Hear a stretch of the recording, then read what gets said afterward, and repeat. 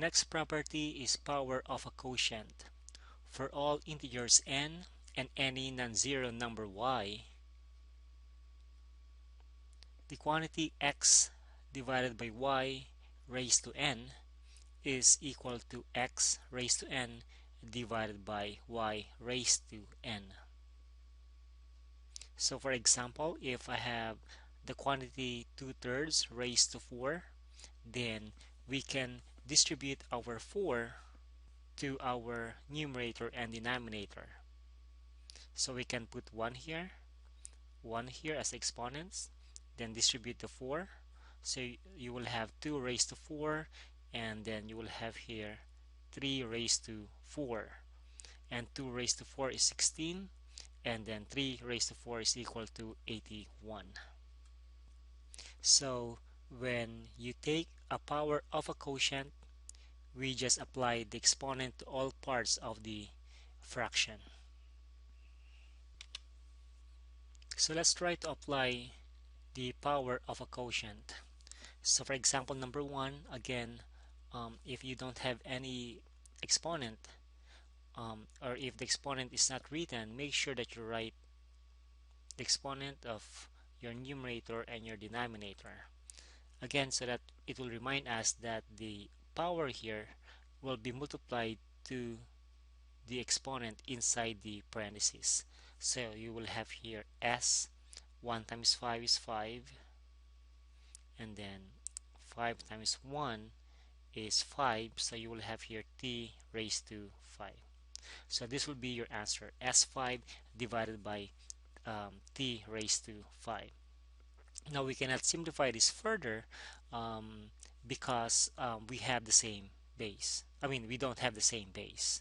So your final answer will be s5 divided by t5. Example number 2. Again, we can distribute the exponent outside to the exponents inside the parentheses. So you will have here 3 raised to 9 times 2, which is 18, and then 5 times 2 is 10. And then when you divide, if we have the same base, we can simplify this by copying the base 3 and then subtracting 18 minus 10, which will give us 3 raised to 8. And then 3 raised to 8 will give us 6,561. Now there's another way of solving this question. Instead of distributing your 2 right away, what we can do here is to simplify first the expression inside the parentheses. So inside the parentheses, we can simplify 3/9 divided by 3/5 by copying the base and then subtracting the two exponents, 9 minus 5. Remember that when you divide monomial, you just have to subtract the exponents. So 9 minus 5 will give us 4, but I still have the exponent 2 outside, and then I have a power raised to a power. Then you will have here 4 times 2, which is 8. And again, 3 raised to 8 will give us 6,561. So you will get the same answer. Wiggle, wiggle, wiggle. Wiggle. Alright, next example. Check if we can simplify any expression inside the parentheses. So I have here t8 divided by t4. So we can simplify this. So I'll just copy this s divided by r. So I have the same base, so I'll just copy the base, then subtract the exponents. 8 minus 4, I still have the exponent outside, so you will have here s over r in parentheses. 8 minus 4 is 4. I will have 2 outside. Next, we are going to distribute this exponent 2 to each of the expression inside the parentheses. So I'll put 1 here first and then 1 here.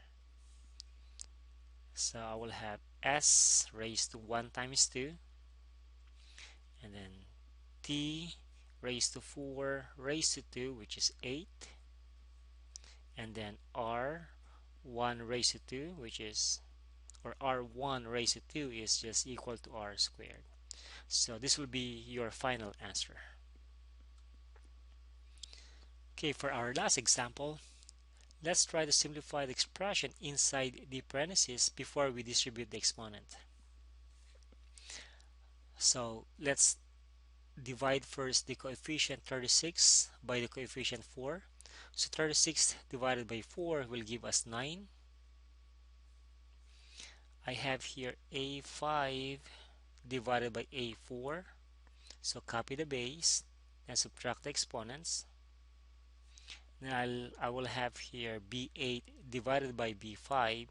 Keep the base, subtract the exponents. Okay, over 1 raised to 2. Now, anything divided by 1 will just give you the same expression. So I will have here 9. 5 minus 4 is 1. And then 8 minus 5 will be equal to 3. Again, over 1.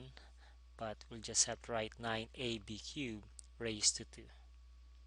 Next, we can now use power over power. I'll write first the exponents of each of the factors inside the parentheses.